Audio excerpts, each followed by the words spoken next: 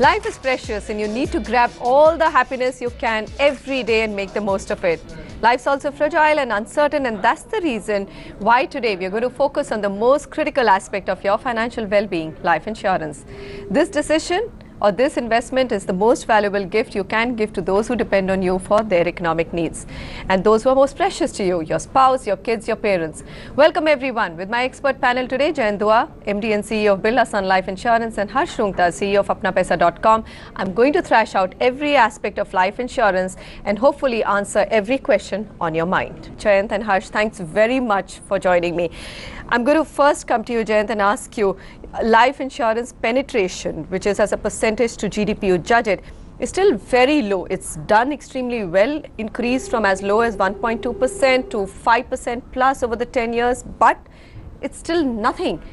Why is that? Is it lack of awareness? Is it just that the economic security blanket of joint family, friends and family so close in India? I think, Nisha, two ways to look at it. I think one is, of course, if you look at it, the penetration from a percentage of GDP, it's made a remarkable progress. And I think that's only when the entire sector was opened up and you really got penetration going.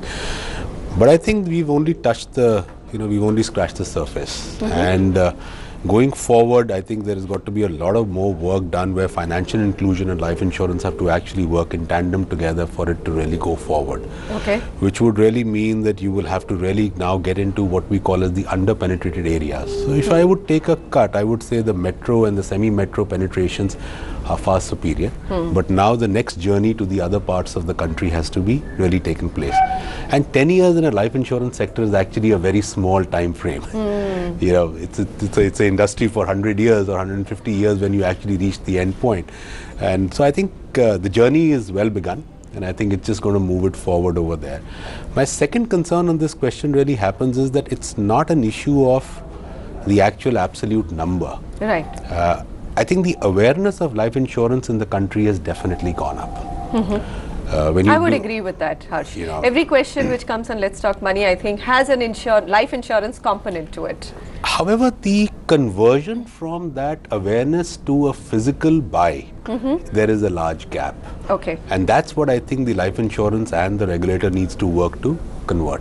Why is there that gap? I think one is basically also the way the geography is of this country. It's a large country, large geography. I think we need to find delivery mechanism to go into larger parts of the country. That has to be taken care of.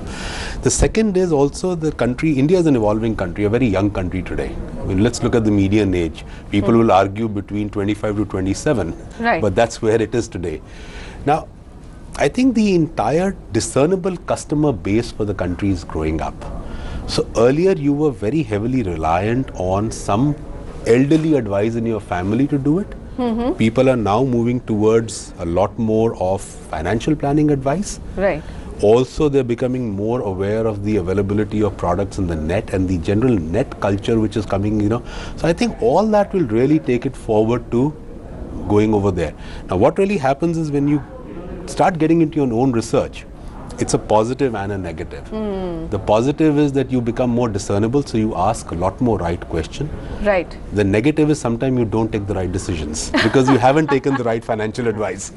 Okay, that's a much broader discussion. But Harsh, there are two Indias, and I think that's what's coming out from Jayant's answer. So there is one India which is adapting to technology, embracing life insurance as a critical part of their financial planning, and then there's this other India which we have to work on much harder. But within this India which is actually embracing life insurance, I think there are still questions, and we keep getting those questions. How much of life insurance is enough? I know there are thumb rules and there is this whole human life value formula which one uses, but I think that's one important question we should really address at the start of the show. So I think just quickly add on to what Jayant says, I mean, absolutely, I think the life insurance industry as a whole has done a great job in terms of increasing the awareness about life insurance in the last 10 years, and 10 years is a short time in the life insurance. I think those two facts are completely granted. In terms of how much life insurance a person needs, I think to me it's extremely simple. I mean, no jargon. Is simply this, that I need so much life insurance that will ensure, right, that my family continues to, if I die, and let's not talk of these, if something untoward happens, if I die. I know. Let's face it. Let's face it. Everybody of us is going to die, right? If I die, can my family continue with the lifestyle? Right. And if my current income is able to support some goals in the future, can those goals still be achieved? Right? Right. If I am not around, if I die in between, I think I need enough life insurance to make sure that these two things happen. The trick is in the calculation, right? But in principle, this is very simple. I need enough life insurance so that the family does not miss me economically. Hopefully, they will miss me socially, but at least they should not miss me but economically. it's not that easy to actually come to that conclusion, because I think we just are not aware of what our future requirements will be. These are things that you need to sit down with your financial planner and actually, calculate that. Do thumbs rule like 10 to 12 times your income? It ranges. I mean, there are financial planners who say 7 times. I think most of the times financial planners look at the paying capacity of a person in terms of what he can pay as a premium and then suggest. They say, okay, 7 is the bare minimum you should start with, but 12 times of your income is something you should definitely work towards. Okay, actually there are two parts, so there are two ranges. One, somebody says 5 to 6 times, and there's another range which says 10 to 12 times. And one is, of course, everybody looks at, and I think in this entire argument, something which gets missed out is the rupee value or the money value in time. Right. And I think that needs to start getting incorporated in actually calculating this. If you look at the last 20 years, and I'm giving you very approximate figures, the average inflation has been about close to 8%. Absolutely. Now, so if I would take a little bit of an example of today, a lakh will actually mean drop down to say what, 40,000? Now, are we building those scenarios? So one is a maintenance of lifestyle is what you're talking about, which means a lifestyle with including only inflation. So you need to get inflation built into it, and that's why the ranges come from 5 to 6 to 10 to 12, where some people build some of these factors into it and then come out with a 10 to 12 ratio. Some of them don't build those factors into it and then come out as 5 to 6. Okay. However, there is one question which gets completely missed out. And, being very pragmatic, that you will die one day. Some of us will have a death which will be sudden spot. Some of us will die while raising our expenditure levels to an extreme high. Absolutely. And then leave it for our families to cover it up. I think you need to pick up 3 or 4 critical factors. What is the present value of money? What is it unforeseen which is there going to happen, assuming you might have an education of a child, you might have a marriage in the family, you might have to look at some illness factors there. You need to book each one of them together and then see where do you want your family to be and really get down to it. And the moment you bring the inflation factor into it, I think the 10 to 12 also falls short. 10 to 12. We'll come back, I think. Go ahead, Harsh. Actually, Manisha, the key is actually doing. So thumb rules are thumb rules. They work in some cases, they don't. I mean, there will be, and today with the younger population being exposed to media, you have these 24-year-olds coming, 25-year-olds coming, earning good and asking how much life insurance do I need. Now, they have no dependents. Their parents are not dependent on them. They actually don't need life insurance. So, in that, the thumb rule is 0. Literally.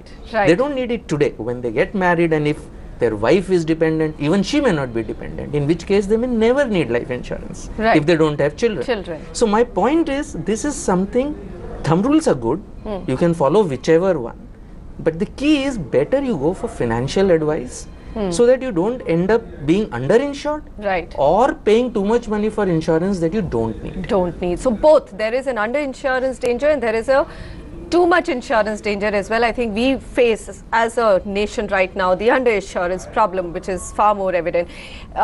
We've got a caller on air. We've got lots more to discuss, but we'll get generic. But I think the show also has to go out and help people take the right decisions. Suman Puli, 29 years of age, joins us from Chennai. Suman, thanks very much. What's your life insurance question? My question is, can you please suggest me for me best children plan for my daughter's secure future? My daughter is about 2 years of age, and whatever you suggest, I'll go with that. I wish to give best secure future for my kid. Like I'm right now, I'm about planning to pay up to 2,000 rupees per month. So you can please suggest me best plan for my kid. I came across a few of them, like ICICI Prudential is providing a Smart Kid, a new unit-linked plan, Right. and Birla Sun Life Children Dream Plan. Aegon Care is providing some plans. HDFC SLIC Young Star Super and Kotak Head Start plan. Future. All right. Yeah, so. Suman, have you invested in equities ever or equity mutual funds?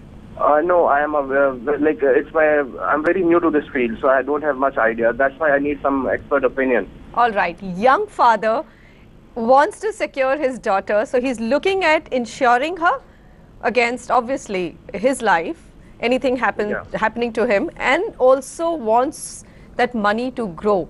He's named out a lot of plans. I'm not going to ask Jen to get into it because he shouldn't be commenting on either his product or his rival products. But Harsh, you take that question. But Suman, what do you really expect from this fund? This fund would go into what kind of asset class? All the 5 plans that you have discussed are all ULIPs, which means you will have to decide which fund it will go into. So which fund are you planning? Are you planning to put it into an equity fund, into a debt fund, into a balanced fund? What are you planning, Sumit? Like as I said, I'm a complete novice in the field. I just want a secure future for my kids. So whatever you suggest, what according to you would be best for my daughter? Okay. So I think Sumit, the key issue is that whether you choose a ULIP plan or whether you choose to invest somewhere else, I think the first bigger thing that you should plan on is having adequate life insurance, okay, and that need not necessarily be a mixed investment cum insurance. If you don't have adequate life insurance, if you die, your family gets affected, your child will obviously also get affected, whatever plans that you might have. So the first thing that you must ensure is that you should have adequate term insurance, and I think life insurance, and we at Apna Paisa, we recommend term very strongly. You can go online and find term plans that are extremely cheap. Please, before you look at investment, please make sure that you have adequate life insurance. Please also make sure that you have adequate health or hospitalization expenses insurance, because an event like that can actually throw your entire plan out of gear.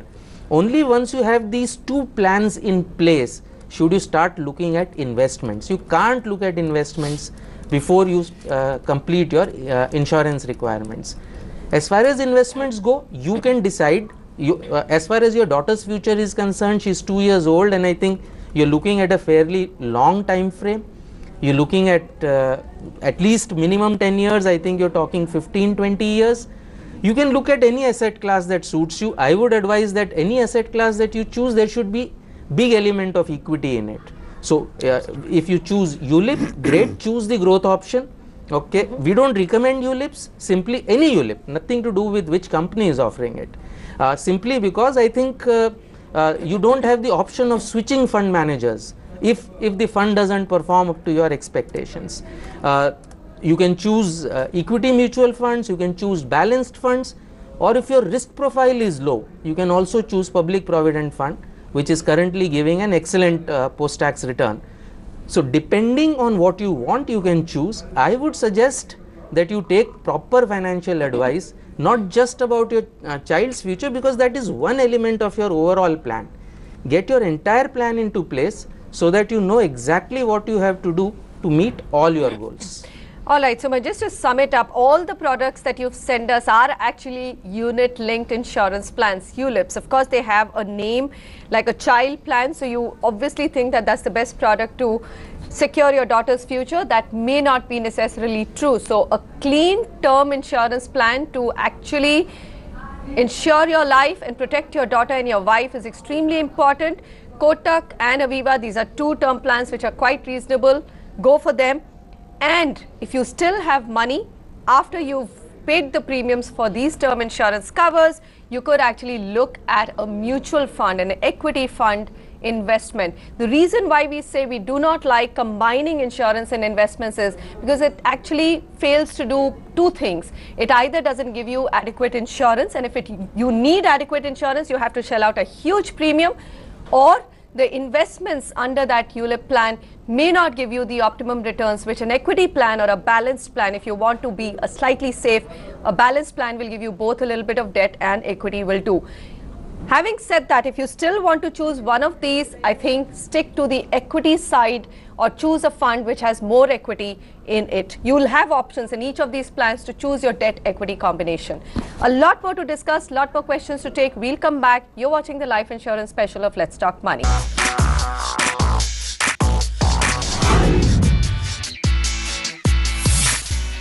You're watching the Let's Talk Money Life Insurance Special. There are several things we've discussed so far.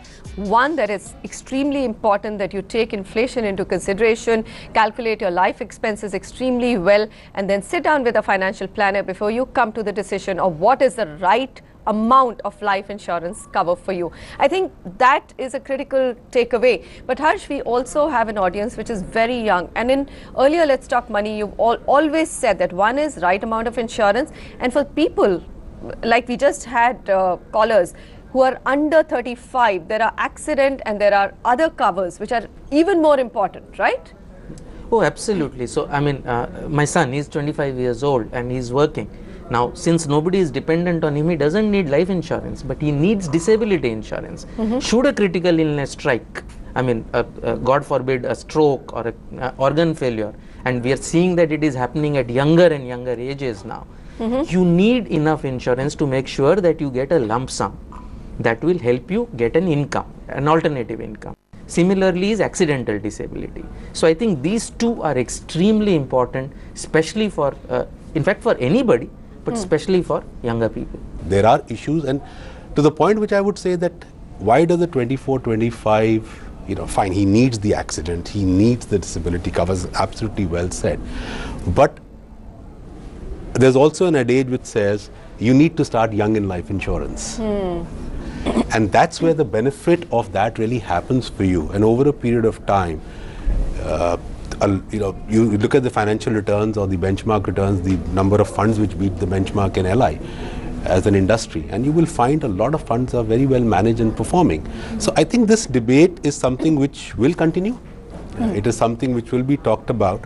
But from a perspective, the way we look at it from a life insurance industry, we say that we have actually got the complete life cycle product availability. Right. I'm sure, except that we think that we would just want the investor to maximize his returns. So the thing that makes me uncomfortable about a ULIP is that you're locked in with the insurance company. See, in a mutual fund, I may decide my asset allocation is to equity, it's so easy but to if switch the out. fund manager is not performing, okay, or if my fund manager shifts the fund house, I can go shift my money along with him if that's what I want, right? Without any tax implications. Now that's not possible in a ULIP, and I think that makes me uncomfortable. All right, let's get in Chaitanya Sharma. He's waiting on the line for some time now, 29 years of age, Bangalore, and that's what I'm saying, that here you see both our callers, Suman, Chaitanya, under 30. Chaitanya, go ahead. What's your question? Yeah, Manisha, thanks for calling. I have a few doubts related to term policies. Already I'm using HDFC term policies in the last 2 years. Right. Around 13 lakhs of sum assured. Okay. So now I feel it is not adequate and I want to increase the sum assured from 13 lakhs to 1 crore. So my first question is like the existing term policy, can I top up it to from 13 to 1 crore? And my second question is related like if not, please tell me any good term policy. And my third question related to term policy is, there are so many term policies, few says the number of maximum terms as 25, few says 30, few says 35. So on what basis should we need to take, should we need to go for how many terms, the number of terms? Is it really need to go for a riders for a term policy or not? He's asked all the questions, Harsh. Just start. So I think in terms of fresh term policy, I think he's taken the policy in the old time, premiums would be high. One of the advantages of taking a term, I mean the insurance industry obviously will not agree, Jayant clearly will not agree, but one of the advantages of taking term is that if my prices drop, I can take a new, and my health has remained the same, right? I can take a new term policy at a cheaper rate and let my old policy lapse, right? Which is what I would advise Chaitanya to do. Please go online. Take this policy, please disclose everything. Everything. Insurance is a contract of utmost good faith. If you smoke, disclose you smoke. If you use tobacco, disclose. If you're diabetic, disclose. There is no point in getting a piece of paper if at the time of claim you're not going to get the money. So point is, please disclose, please take it online, You get it cheap. I mean, there are recommendations there, typically Aviva, or Kotak, etc. Or go with a brand that you want. Doesn't matter. That's as far as the term is concerned. Please do not let your existing policy lapse without getting the new policy in hand. Please make sure you have something in hand before you let the old policy lapse. As far as riders are concerned, unfortunately in India, because of the regulations, the amount that you can get on the riders is very, very small. So whether it is an accidental disability, whether it is critical illness disability, you might be able to get much better deals by taking them as standalone policies from the general insurance companies. Okay, very interesting point. Two, one that you can actually, as term insurance market becomes more competitive and the premiums for term cover come down, you can switch out very easily. The other thing which he said is that the riders right now do not club them in with your life insurance policy. Because the values you are able to get are very low. I would only add one more point to what Harsh was saying. Whichever term you buy, while you must disclose, because that's the paramount importance. The whole industry works on, your disclosure. But please look at the claim experience of the company you go for. That's a critical one. Is it easy to find the claim settlement experience of a company? Absolutely. How will you do that, Jayant? You can just go to the regulator website and it's available.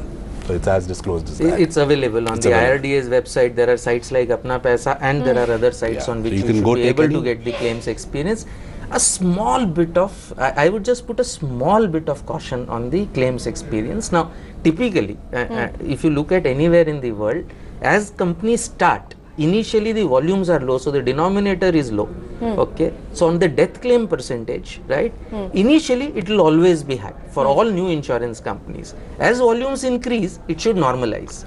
So you should be worried if the claim experience of the company that you are choosing, if that company is large and has been large for the last 6, 7, 8 years and still the claim percentage is high, then you should be worried about it. But if it's a new company which has really come into a big time play only in the last 2-3 years, then I would not worry so much about the claims experience as long as I disclose everything upfront. Absolutely. All right, there you go, Chaitanya. You should be switching out of your policies and increasing your term cover to 1 crore. That's a decision which is great. Go online, find the best term cover for you at the most reasonable premium. The other thing, in terms of the extra riders, you can club it with your life insurance, but if you're willing to pay the premium, go out and get an extra policy for accident and disability cover. That would give you a much better coverage.